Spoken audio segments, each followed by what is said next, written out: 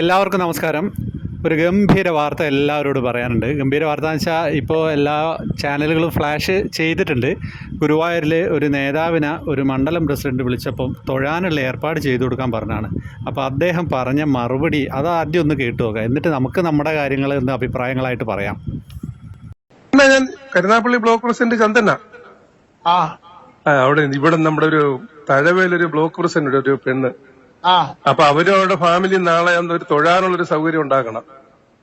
അവര് വിളിച്ചില്ലല്ലോ, അവരോട് വിളിക്കാൻ പറ. അല്ല, അവര് വിളിച്ചെന്ന് പറഞ്ഞു. അപ്പൊ ഇവിടെ ആരെങ്കിലും വേറെ ആരെങ്കിലും വിളിക്കണം. നമ്മുടെ എന്നെ ഇപ്പൊ വിളിച്ചവര് ആരാണത്? മണ്ഡലം പ്രസിഡന്റ് എന്ന് പറഞ്ഞ വിളിച്ചായിരുന്നു.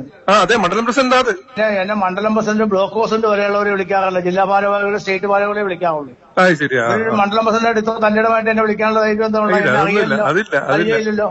എവിടെ നമ്പർ കിട്ടി? ആരുടെ നമ്പർ മേടിച്ച് എന്നെ നേരിട്ട് വിളിക്കാനുള്ള ധൈര്യം ഒക്കെ ഉണ്ടെങ്കിൽ ഉണ്ടായി.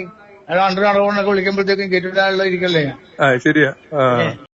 ഓഡിയോ എല്ലാവരും കേട്ടല്ലോ. സത്യം പറഞ്ഞാൽ ഈ ഓഡിയോ ഇവിടെ പ്ലേ ചെയ്യാൻ തന്നെ എനിക്ക് വലിയൊരു നാണം തന്നെ തോന്നുന്നുണ്ട്. ഗുരുവായൂർ ബാക്ക്ഗ്രൗണ്ട് വെച്ചിട്ട് ഇങ്ങനെ ഒരു ഓഡിയോ പ്ലേ ചെയ്ത് നിങ്ങളെ കേൾപ്പിക്കുക. പക്ഷേ സംഭവം ചിലത് കേൾപ്പിച്ചേ പറ്റുള്ളൂ. അഹങ്കാരം എന്ന് പറയുന്നത് മനുഷ്യന് ഏത് നിലയിലാണ്?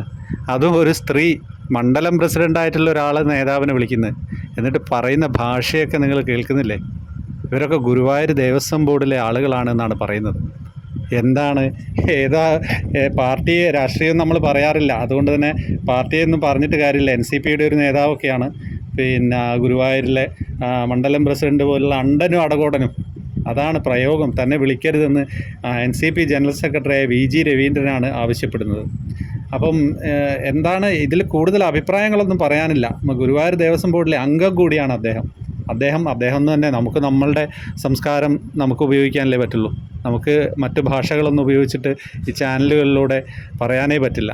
പക്ഷേ ഇവർക്കൊക്കെ നമ്മളൊന്നും കൊടുക്കണ്ട. ഇത്രയും അഹങ്കാരമുള്ള ആളുകൾക്ക് ഇതൊക്കെ തന്നെയാണ് ശിക്ഷ. ഇനി അദ്ദേഹത്തെ എല്ലാവരും വിളിച്ചോളും. വിളിച്ച ആളുകൾ ശിക്ഷ കൊടുക്കലായിരിക്കും. എന്താണെന്ന് വെച്ച് കഴിഞ്ഞാൽ ഇത് വൈറലായി കഴിഞ്ഞാൽ നിങ്ങൾക്കറിയാമല്ലോ, എന്ത് തന്നെയായാലും അദ്ദേഹത്തിന് ഇനിയിപ്പോൾ ആ ദേവസ്വം ബോർഡ് സ്ഥാനത്ത് തുടരുമോ ഇല്ലയോ എന്നുള്ളതൊക്കെ തന്നെ കണ്ടറിയാം. വളരെ മോശമായിട്ടുള്ള കാര്യമാണ്, ചെയ്യാൻ പാടില്ലാത്തത്. ആര് വിളിച്ചാലും, ഏത് ചെറിയ കുട്ടികൾ വിളിച്ചാലും പറ്റുമോ ഇല്ലയോ എന്നുള്ള അറിയാൻ നമുക്ക് ചെയ്യാൻ പറ്റുന്നത് ചെയ്തു കൊടുക്കുക. എന്തെന്നാണ് ഒന്നും പറയാനില്ല. നിങ്ങൾക്ക് എന്തെങ്കിലും അഭിപ്രായം ഉണ്ടെങ്കിലൊക്കെ പറയുക. അതല്ലാണ്ട് വേറെ എന്ത് പറയാനാണ് ഇതിൽ കൂടുതൽ?